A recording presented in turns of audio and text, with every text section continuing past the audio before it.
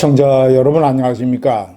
윤석열 대통령의 계엄 사태를 저는 3단계로 평가를 합니다. 첫 번째는 계엄에 이르게 된 과정, 두 번째는 계엄 그 자체, 세 번째는 계엄 이후에 보여준 윤 대통령의 태도. 첫 번째 1단계에서는 한마디로 압축을 하면 망상적 바보입니다. 충분히 여러 가지 사실을 검증을 할 수 있는 위치에 있는 사람이 비서관들에게 조사만 시켜도 그런 엉뚱한 부정선거 약장수 약파리에 홀리지는 않았을 텐데, 그런 자신이 사용할 수 있는 방법을 전부 다 생략을 하고 관저에 틀어박혀서 사이비 약장수 유튜버들의 이 그럴듯한 포장에 홀려서 유튜버만 쳐다보면서 부정선거가 사실이라고 믿는 이 무지와 끔찍한 망상적 바보. 두 번째 2단계 계엄 자체로 점검을 해보자면 한마디로 얘기하면 무책임입니다. 계엄의 내용도 엉성했을 뿐더러 가장 중요하게는 자신이 이런 일을 저질렀을 때 정치, 경제, 사회적으로 어떤 후폭풍이 생길 것인가, 자신에게는 탄핵 그리고 형사, 내란죄의 소추 이런 것들이 작용이 어떻게 될 것인가, 이런 것에 대한 검증 하나도 없이 그저 내가 화가 나니까, 내가 피해의식에 사로잡혀 있으니까 내가 통치 행위를 단행을 하는 것이 무슨 잘못이겠는가 라는 식으로 아니면 말고 식으로 내질러 버렸습니다.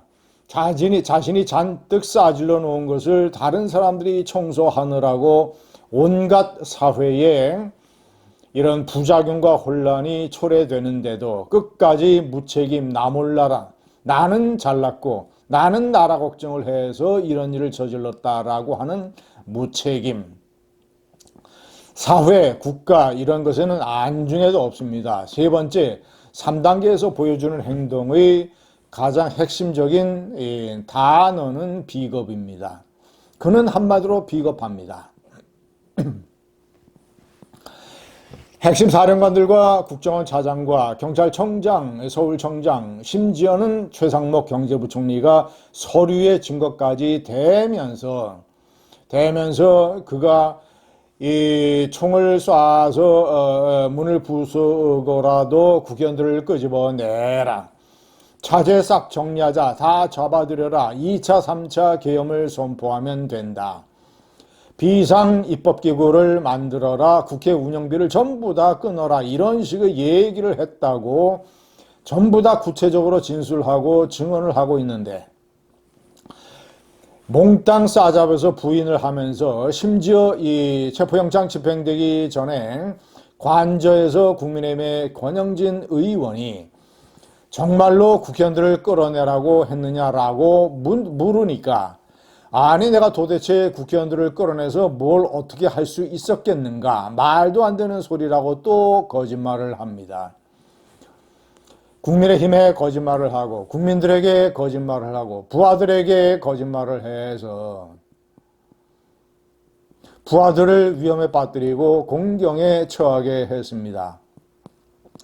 윤석열 대통령은 체포영장이 집행되기 전에 2층에 2번이나 올라가서 김건희 여사를 만났다고 합니다. 건강이 무척 악화된 김건희 여사를 걱정하고 우려하고 인사를 나누기 위한 것이었겠죠. 자기 부인이 어렵고 힘든 것은 그렇게 끔찍하게 챙기면서, 그렇게 걱정을 하면서 부하들, 감옥간, 일찍 감옥 간 부하들, 그리고 그들의 부인들, 그들의 자녀들, 시청자 여러분, 이 감옥 간 것도 충격이지만 나중에 금고 이상의 형을 선고받게 되면 국민연금의 절반이 날아가게 됩니다.